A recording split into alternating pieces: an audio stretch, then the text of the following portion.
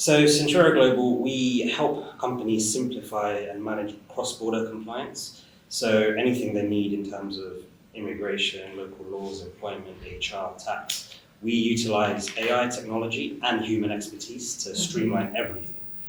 And in terms of Gen Z, I think obviously this is a topic across the whole globe, and I think in Africa it's particularly important because we're looking at a massive continent, 54 nations, and the average age across the whole continent is 19 years of age. So Gen Z, they are the future of not just the current generation around the whole world, but also of Africa. And I think when we consider some of the opportunities in Africa, it's hard to kind of simplify across 54 countries, but when you really break it down, if you ask me and my expertise and the kind of companies and clients we've supported, there are probably two significant opportunities that I see in the continent of Africa right now that Gen Z can kind of align with. So the first one relates to renewable energy. So there are 600 million Africans that lack electricity across the continent. So that on its own, that is probably a $10 billion plus industry if that can be plugged. And when you talk about renewables, the biggest opportunity I see is in solar energy. There are a few companies that have kind of appeared in recent years across different African nations. But I saw a study recently, it's more of a hypothesis that if you were to cover 1.2% of the Sahara Desert with solar panels, that would be enough to power the entire planet. So just 1.2% of the Sahara. I think there are 11 countries in Africa that cover the Sahara Desert. So it sounds good on paper. I mean, in practice, I don't know how it would work. I mean, 1.2%, I think that would require 51 billion solar panels. And again, I don't know what the wider environmental impact would be. But when we're talking about Gen Z, they go by values around social responsibility. They find these sorts of things very important. So if we can find a way to leverage the environment to power not just Africa but the world, that's a significant opportunity that I think if anyone's listening who is a Gen Z, this is something to kind of look into, explore, and see what the results could be. And if you do look at the current world, what are the most booming technologies right now? Artificial intelligence, cryptocurrency, blockchain. All of these forms of technology require a lot of power. So, renewable energy, I think that is the future. It has to be. And so that's an important area Gen Z can tap into. And I would say the second industry, it's kind of obvious, but it's telecoms. The reason for that is Africa probably has the lowest adoption of phones worldwide. So I think around 63% of roughly the population across the whole continent have smartphones, but only 37% or so use the internet. So there's a huge opportunity there because when we're talking about Gen Z, you said it in your introduction, they're digitally native, they're the first generation born with the internet. So to be able to kind of take that usage and make it cover the entire continent, I think that's another massive opportunity that aligns with Gen Z and their values.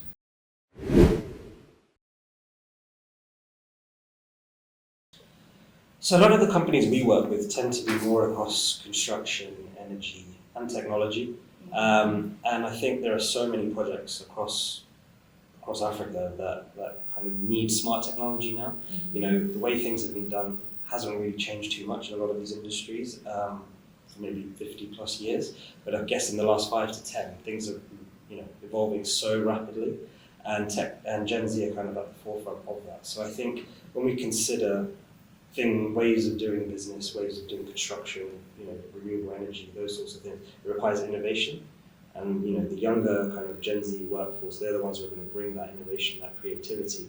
And then there's a kind of challenge in Africa where you have older generations. I mean, I myself am a millennial, but you kind of got older generations above that who have been used to doing things a certain way for a very long time, and often they're resistant to change. And I think what Gen Z brings is almost like a positive naivety of optimism, where they're like, we don't really care how things were done before. We're going to find the best way to do things. Some people call Gen Z lazy, but actually, when you really think about it, it's efficiency. How do we do things the most efficient way, the quickest way, so that we can go and have work-life balance? We want to do other things, but we still want to do a good job. We want to make a difference, and technology enables us to be more efficient. So I think that's a key ingredient that Gen Z brings.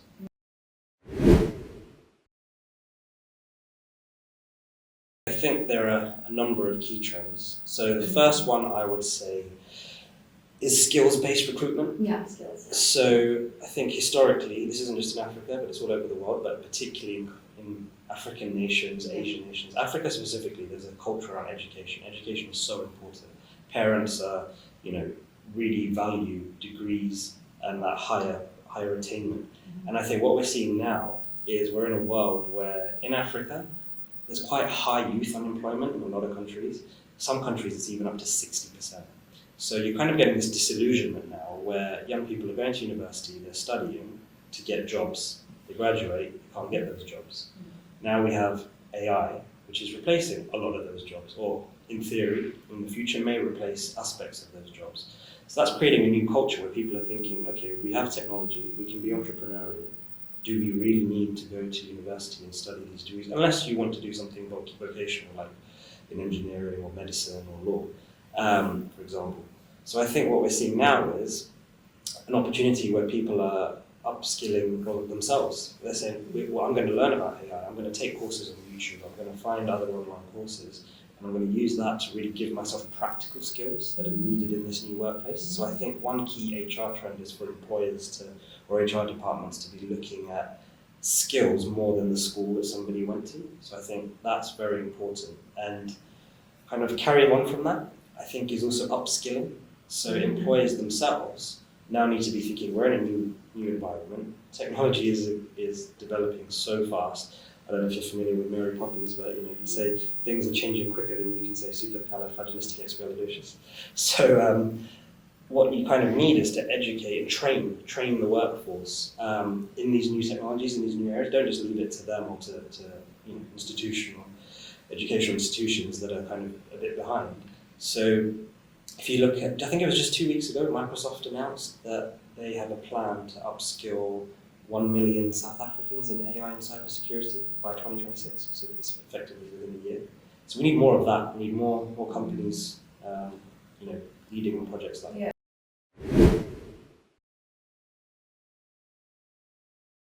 Recruiting is very, it's more of an art than a science, I guess. I think there are so many different elements to it. And I think aptitude tests can serve a purpose. I think you shouldn't use it to decide if you hire someone or not, but maybe it sets a baseline that can kind of contribute. Do they have the right level of intellectual capacity for the particular role, for example?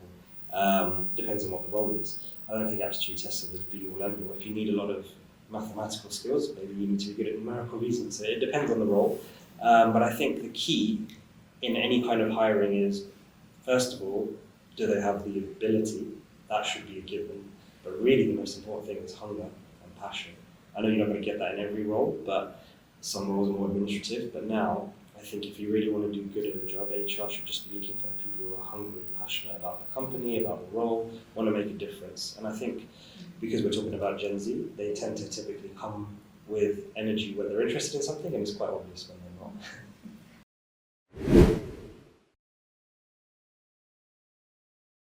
Yeah, global hiring is obviously a major trend right now. I think given the advent of remote work, post-COVID, companies now are aware we can hire anyone from anywhere. And I think that's presented quite a big opportunity in Africa specifically because people across different countries in Africa can now work for employers in other continents without having to necessarily relocate. Sometimes they will need to. What that then means is that creates complications around payroll, around tax, around employment law. There's a whole host of issues that HR departments need to think about. And I think one of the biggest risks that I think more and more HR departments are aware of it now, but over the last few years there were some kind of grey areas.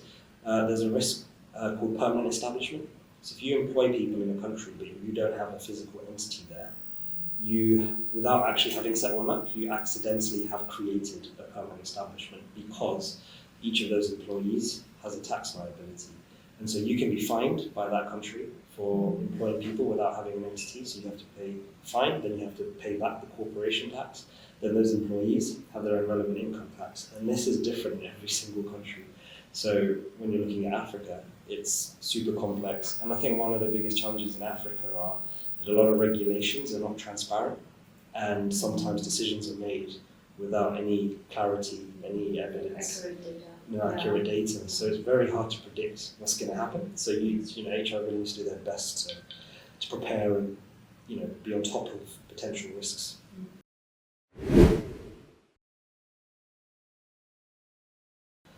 Performance is an interesting one. I think there's different ways of tracking performance. Ultimately, if you look at how things were done traditionally, people had to have a job, 9 to 5, for example. You check in, you check out. Are you working in those hours? If you're not, you're slacking. Now it's a lot more outcome focused. So every job someone has, they have certain outputs, certain goals they need to achieve. So one kind of strategy I find quite useful is OKRs. I'm not sure if you're familiar with them, but objectives and key results. I think Google popularized this maybe 20, 30 years ago. But effectively, for whether it's for the company, whether it's for a department, or whether it's for individuals, you set a number of objectives and you measure each of those objectives by key results, which is different to KPIs. KPIs are more activities and to-do lists, I guess, that you need to do with results attached to them. But I think if HR focuses more on output, what do you want from this individual? What are the key results you want to see? How they go and do it, I think that is mattering less these days to an extent. So I think those kinds of models are quite useful.